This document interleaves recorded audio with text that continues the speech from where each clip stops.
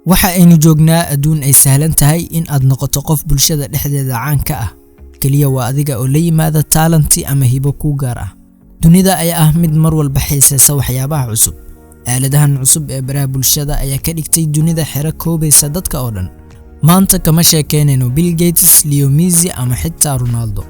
hagaag sheekadeenu maanta waxa ay ku saabsan tahay 21 jir sanad gudaheed ku noqday milyaneer maxaad ka ogtahay sheekada Khaby Lame sidee buu TikTok u bedelay noloshiisa halkan ayaad kaga bogan doontaa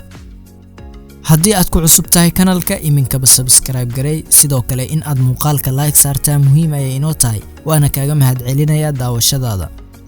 soo dhawow mar kale Khaby Lame waa wiil 21 jir ah ku dhashay dalka Senegal sanadka markuu ahaa 2000 balse waxa uu haystaa dhalasho dalka Talyaaniga ah Khaby Lame waalidiintiisa ayaa waxa ay ku soo galeen qaxooti ahaan dalka Talyaaniga isaga oo hal sano jir ah waxa uu ku barbaaray oo waqtigiisa inta badan ku qaatay Talyaaniga waxa uu ka soo jeedaa qoys danyar ah bishii Maarso sanadkii 2020 intii lagu guda jiray horaantii caabuqa coronavirus Khaby Lame oo ka shaqeyn jiray warshad ku taala magaalada Jifaso ayaa waayay shaqadiisa maadaama la xiray warshada xayiraadihii coronavirus awgeed waxa uu noqday guri joog oo aan inta badan haynin wax shaqo ah balse waalidiintiisa waxa ay ku dhiirigeliyeen in uu raadiyo shaqo kale si uu iyaga garab ugu noqdo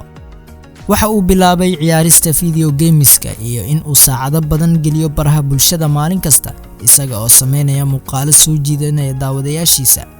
Khaby Lame aamusan ayay ula baxeen dadka qaar isaga oo inta badan aamusan marka uu soo duubayo muuqaalada oo aan wax cod ah sameyn Khaby Lame waxa uu inta badan reaction ka bixiyaa muuqaalada gaaban ee dadka reer Talyaani ay soo geliyaan baraha bulshada gaar ahaan barta TikTok isaga oo uga falceliya qaabka aamusan ee dhagoolada oo kale balse Khaby iminka waxa uu noqday mid laga wada yaqaano caalamka oo dhan dadku waxa ay aad u xiiseeyaan qaabjiliinkiisa cajiibka badan oo uu ku soo jiitay indhaha malaayiin qof oo ku kala nool caalamka Khaby Lame ayaa kaalinta koowaad ka galay 100 qof ee ugu saameynta badan barta TikTok saaxiibada ku xiran barta TikTok ee Khaby Lame ayaa gaaraya dad kor u dhaafaya 80 milyan hadda waa 80 milyan oo followers ah halka like-ta boggiisa ay kor u dhaaftay dad gaaraya 1 bilyan oo qof wiilkan ayaa ka taajiray oo lacag badan ka sameeyay barta TikTok sida laga soo xigtay website-ka Influencer Marketing Hub hantida Khaby Lame ayaa lagu qiyaasay lacag u dhaxaysa 1 milyan ilaa 2 milyan oo dollarka Mareykanka ah daawada haddii aad ka heshay warbixintan ha ilaabin inaad like saarto sidoo kalena aad la wadaagto saaxiibadaada mahadsanid daawada haddii aad ka heshay warbixintan ha ilaabin inaad like saarto sidoo kalena aad la wadaagto saaxiibadaada mahadsanid